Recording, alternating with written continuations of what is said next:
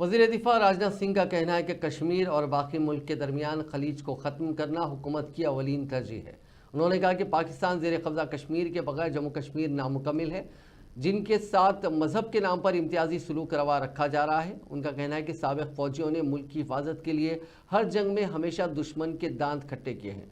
वज़ीर दिफ़ा ने इन बातों का इजहार मंगल के रोज़ अखनूर के तांडा आर्टिलरी ब्रिगेड में फ़ौज की शुमाली कमान के ज़ेर एहतमाम साबिक़ फ़ौजियों के एजाज़ में मुनक़िदा 9वीं वेटरन्स डे तकरीब से खिताब के दौरान किया। उन्होंने तकरीब में शरीक साबिक़ फ़ौजियों की तरफ मुखातिब होकर कहा कि मेरे लिए यह खुशी की बात है कि मैं आज वेटरन्स डे के मौके पर आप सबके दरमियान मौजूद हूँ। मैं यहाँ मौजूद हमारे साबिक़ फ़ौजियों, आप तमाम साथियों और आपके ख़ानदान के अराकीन को मकर संक्रांति की मुबारकबाद पेश करता हूँ।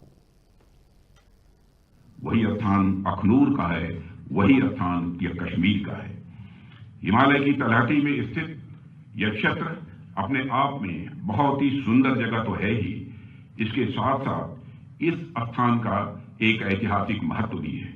कहा जाता है कि यहाँ की गुफाओं में पांडव अपने वनवास के दौरान रुके थे। जो जिस म्यूजियम का आज मैंने लोकार्पण किया है, उस म्यूजियम में इसे दर्शाया गया है।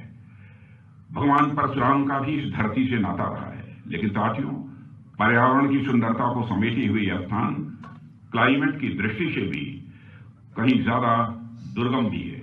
भारत के अलग अलग क्षेत्र से लोग इस स्थान पर आते हैं, यहाँ की प्रकृति का वह आनंद उठाते हैं।